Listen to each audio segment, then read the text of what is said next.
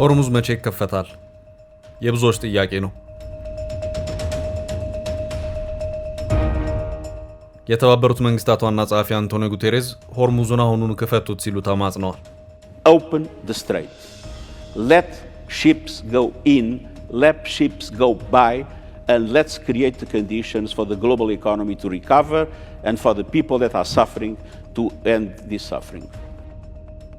ዓለም ከሆርሙዝ ባሻገር አማራጭ ያላቸውን የኤነርጂ ምንጮች ወደ መጠቀም እያመራ ነው። እዚህ ጋር ጥቅም ላይ ውለው የተወገዱ የምግብ ዘይት ውጤቶች ተሰብስበው ወደ ነዳጅ ምርት እየተቀየሩ ነው። We're trying to solve the problem. We collect the waste cooking oil from the restaurants and recycle it to create biodiesel. የዓለማችን ከፍተኛውን የነዳጅ መጠን የምትሸምተውም ቻይና እድሜ ለሆርሙዝ በሚል ሌሎች ዘዴዎችን እየዘየደች ነው።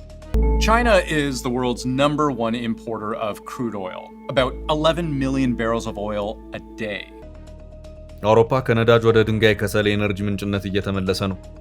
Resurrecting coal in Europe. Several European nations reactivate coal-fired plants after a ban on Russian fossil fuels.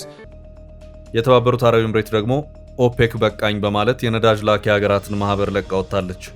After nearly 6 decades of membership and amid a deepening energy crisis, the United Arab Emirates is quitting OPEC, weakening the oil cartel's control over global prices and supplies.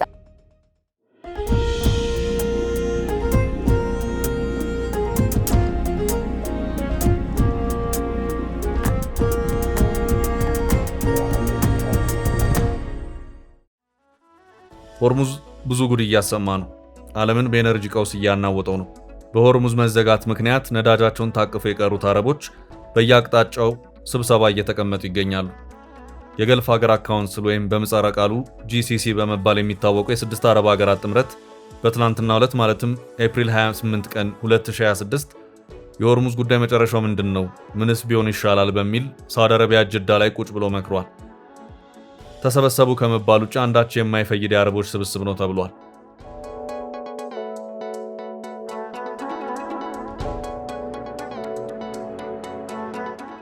ይህ ሳውዲን፣ ኳታርን፣ ኦማንን፣ ኩዌትንና ባህሬንን ያቀፉ የአረቦች የኢኮኖሚ የፖለቲካና የሴኩሪቲ ህብረት የአባል ሀገራት ዋነኛ የገቢ መሰረት ነዳጅና ጋዝ በመሆኑ የሆርሙዝ ጉዳይ ምን ይሻላል ብሎ ቢመክርም ያንኑ ምን ይሻላል የሚለውን ጥያቄውን በሂደር ትቶ ከመበታተን ውጪ የነው ሊባል የሚችል ውጤትን ሳያመጣ ቀርቷል። አሁን ባለው ሁኔታ ለሆርሙዝ ጉዳይ መጨረሻውን የልባት መፍትሄ ለመስጠት መነጋገር ያለባቸው አሜሪካና ኢራን ብቻ ነው። ሆርሙዝን በሁለት አቅጣጫ የዘጉት ሁለቱ ሀገራት ናቸው። መፍትሄውም ያለው እነዚህ ሁለቱ ሀገራት እጅ ላይ ነው። ችግሩ በሌለበት መፍትሄውን መፈለግ ወይም ማፈላለግ ስለማይቻል ሆርሙዝን በተመለከተ የአረብ ሊግ ይባል ወይም የገልፍ ሀገራት ካውንስል ወይም ደግሞ ኦፔክ ተሰብስበው ነበር ከመባል ውጪ በሆርሙዝ መከፈትና መዘጋት ላይ ሊያመጡ የሚችሉት ጠብታ ውጤት አይኖርም። ይህ አንድ ተብሎ ይያዝ። ሌላም አለ። የኛው ደግሞ በዚያው በአረቦች መንደር የሚዘወር ግን ደግሞ ሌሎች አረብ ያልሆኑ ሀገራትን ያቀፈ ነዳጅን የሚመለከት ድርጅት ነው። እሱም ቢሆን ከመናወጥ አልፎ እየተፈረካከሰ ነው። ኢራንና ሆርሙዝ ያላመጡት ጣጣ የለም። ይህ ድርጅት ኦፔክ ይባላል። በምህጻረ ቃሉ ኦፔክ በማለት የሚጠሩት The Organization of the Petroleum Exporting Countries በሚል ስያሜን የያዘ የፔትሮሊየም ውጤቶች ላኪ ሀገራት ድርጅት ነው። ቀድሞኑ በገመምተኛ አልጋ ላይ ነበር ኦፔክ። አሁን ደግሞ ከኢራንና ሆርሙዝ ጋር በተያያዘ ከወዲያኛው ሊያሸልብበት የደረሰበትን የመርዶ ዜናን ከአንድ ወሳኝ አባል ሀገሩ ሰምቷል። ይህችም ሀገር የተባበሩት አረብ ኤምሬትስ ወይም UAE ናት።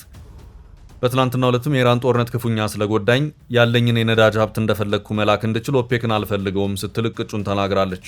The United Arab Emirates has announced that it's going to withdraw from the Organization of Petroleum Exporting Countries. That includes the bloc's broader alliance, OPEC.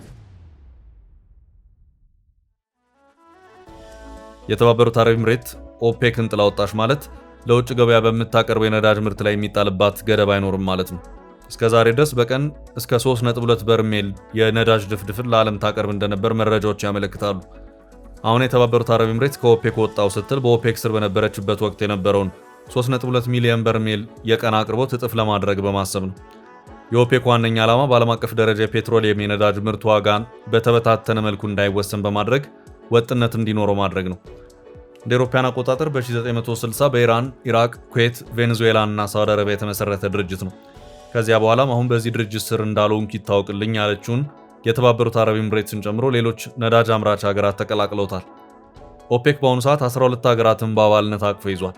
አንደኛው አባል ሀገር የተባበሩት አረብ ኤምሬትስ በመቀነሷ ቁጥሩ ወደ 11 ወርዷል። ከነዚህ አባል ሀገራት መካከል የተባበሩት አረብ ኤምሬትስ አልፈልግም በማለት ከዚህ ወደ 100ኛ ዓመቱ እየተንደረደረ ካለው ድርጅት ራሷን በድንገት ማግለሏ የኦፔክ መጨረሻው መጀመሪያ ወይም the beginning of the end of OPEC እያስባለም ይገኛል። They produce roughly 1/3 of the world's oil, but the group holds nearly 80% of known reserves. ኢራንና ሆርሙዝ ጉድ እያሰሙና እያሳዩም ነው። የዓለም የነዳጅ ዋጋ በኦፔክ እንዳይዘወር የምትፈልገውና ሌላኛው የነዳጅ አምራች የሆነችው አሜሪካ የተባበሩት አረብ ኤምሬትስ ከኦፔክ መውጣት አስፈንድቋታል። ጥያቄ የተባበሩት አረብ ኤምሬትስ ለምን ራሷን ከዚህ ድርጅት አገለለች? ራሷን በማግለሏ ለራሷ እንዲሁም በዓለም አቀፍ የነዳጅ አቅርቦትና ዋጋ ላይ የሚያስከትለው ወይም የሚያመጣው ውጤት ምንድነው የሚለው ነው። ኦፔክ የአምራች ሀገራትን የምርትና ኤክስፖርት አቅርቦት መጠን በመቆጣጠር የዓለም የነዳጅ ዋጋ በእጅጉ እንዳይንር ወይም የዋጋ መውደቅ እንዳይከሰት ለማድረግ ነው። የዚህን ሚዛን የሚያስጠብቀው በአባል ሀገራቱ ላይ በሚያስቀምጠው የነዳጅ አቅርቦት ኮታ ነው። የኦፔክ አባል ሀገራት የነዳጅ ምርት መጠን በቀን በበርሜል ነዳጅ ሂሳቡ ሲሰራ የተባበሩት አረብ ኤምሬትስ በኦፔክ ውስጥ ያላት ደረጃ 4ኛ ደረጃ ላይ ተቀምጦ ይታያል። የመጀመሪያውን ደረጃ የያዘችው ሳውዲ አረቢያ ናት። እናም ባለኝ የማምረት አቅም መሰረት የኔ ምርት ከፍ ብሎ ለዓለም ገበያ መቅረብ አለበት በሚል ገበያውን ተቆጣጥራ ቆይታለች። ሳውዲ በቀን 8.9 ቢሊዮን በርሜል ነዳጅ ድፍድፍን ታመርታለች። ይህ የተባበሩት አረብ ኤምሬትስን ሲያናድድና ሲያብሰለስል ቆይቷል። ኢራቅ 3.8 ቢሊዮን በርሜል ነዳጅ ብታመርትም አብዛኛው ነዳጁን የሚቆጣጠሩት የአሜሪካውያኑ ሲሳይ ነው። ኢራን 3.2 ሚሊዮን በርሜል የነዳጅ ድፍድፍን በቀን ታመርታለች።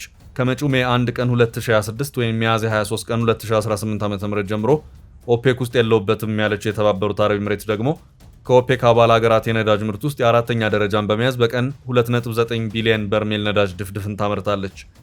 ከዚያም ኩዌት፣ ናይጄሪያ፣ ሊቢያ፣ ቬኔዙዌላ፣ አልጄሪያ፣ ኮንጎ፣ ጋቦን እያለ ይቀጥላል። አሁን የኢራን ጦርነት የናጠው ኦፔክ የመካከለኛው ምስራቅን የፖለቲካ የበላይነት ለመቆጣጠር እርስ በርሳቸው ከባድ ፍትጊያ ውስጥ ባሉ ሳውዲ አረቢያና የተባበሩት አረብ ኤምሬትስ ሲታሽ ቆይቶ በመጨረሻ ዩኤኢ የለውበትም ብላለች። ድርጅቱ አንድ ሀገር ለዓለም የነዳጅ ገበያ ምን ያህል የነዳጅ መጠንን ማቅረብ አለበት የሚለውን ኮታ ያስቀምጣል። በዚሁ መሰረትም የዓለም አቀፍ የነዳጅ ዋጋ ከፍና ዝቅ የሚልበትን የገበያ ሂደት ይቆጣጠራል። የተባበሩት አረብ ኤምሬትስ አሁን ኦፔክን ጥላ የወጣቸው ኦፔክ በዕለታዊ ነዳጅ የምርት መጠን ላይ የሚጥልባትን ኮታ በመቃወም ለዓመታት ቅሬታዋን ስታሰማ ከቆየች በኋላ ነው። የተባበሩት አረብ ኤምሬትስ ከድርጅቱ መውጣቷ ሳዑዲ አረቢያ በግዙፍ ነዳጅ አምራችነት በድርጅቱ ውስጥ ዋነኛዋ ተዋናይ እንድትሆን ያስችላታል።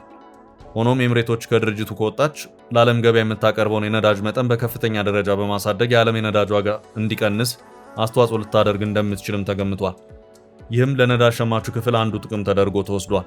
ኦፔክ እየወደቀና እየተፈረካከሰ ነው። ለዚህ ማሳየው ከዚህ ቀደም በርካታ አባል ሀገራቱ የነበሩት እንደ ኢንዶኔዥያ፣ ኳታር፣ ኢኳዶር፣ አንጎላ እና ጋቦን ያሉት ሀገራት አንፈልግህም በማለት ጥለውት መውጣታቸው ነው። አሁን ደግሞ የሆርሙዝ መዘጋት ነገሩን አባብሶታል። በአሁኑ ሰዓት የኢራን ጦርነት መነሻ የነበረው የሀገሪቱ ኒውክሌር ጉዳይ ተረስቷል። ዋነኛው ዓለምን እያናወጠ ያለው ጉዳይ የሆርሙዝ ወሽመጥ መዘጋት ሆኗል። ሆርሙዝ ከአፍሪካ እስከ አውሮፓና እስያ ብሎም እስከ ላቲን አሜሪካና ሰሜን አሜሪካ ድረስ በእያንዳንዱ ሰው ቤት ውስጥ ገብቷል። ሆርሙዝ ነዳጅ፣ የተፈጥሮ ጋዝና በርካታ የኢንዱስትሪ ግብዓቶች እስትንፋስ ነው። እዚህ ቦታ የሚፈጠር አንዳች አይነት መነካካት የሚያስቀጥለው ጣጣ በብዙ እጥፍ የሚመነዘርና እሱንም መልሶ ወደ ነበረበት ለመመለስ በእጅጉ የሚያስቸግር መሆኑ ግልጽ ነው። ለዚያም ነው አንዳንዶች ፕሬዚዳንት ዶናልድ ትራምፕ ወደዚህ ጦርነት ሲገቡ ተገቢውን ጥናት አላደረጉም ሲሉ የሚናገሩት። የሆርሙዝ መዘጋት ጉዳይ የተከሰተው በጦርነቱ መሃል ነው። ነገር ግን ኢራቅ ቅድመ ጦርነት ከነካችኝ ሆርሙዝን እንደምዘጋው ይታወቅልኝ በማለት ትፎክር እንደነበር የሚታወቅ ነው። በጦርነት ወቅት አሸናፊ ሆኖ ለመውጣት የትኛውም ሀገር በእጁ ያለው የጂኦግራፊ ጥቅም ወይም አድቫንቴጅ የሚጠቀም መሆኑ ሳይታለም የተፈታ ነው። የየመን ሁቲዎች ቀይ ባህርን እንደ አንድ የራሳቸው ጥቅም ማስጠበቂያና እውቅና ማግኛ መሳሪያ ተጠቅመውበታል። በሩሲያ ዩክሬን ጦርነት ሁለቱ ሀገራት ጥቁር ባህር ወይም ብላክ ሲ ላይ አንገት ለአንገት ተናንቀው የሚፋለሙት ይህ ቀጠና ወሳኝ ስትራቴጂካዊ ጠቀሜታ ስላለው ነው። በዚሁ መሰረትም የሆርሙዝ ወሽመጥ ጉዳይ ሲታሰብ ደግሞ ከእነዚሁ አካባቢዎች በብዙ እጥፍ ይበልጣል። የዓለማችን ወሳኝ ነዳጅና የተፈጥሮ ጋዝ አምራች ሀገራት ተከማችተው የሚገኙት በዚሁ ሰርጥ ዙሪያ ነው።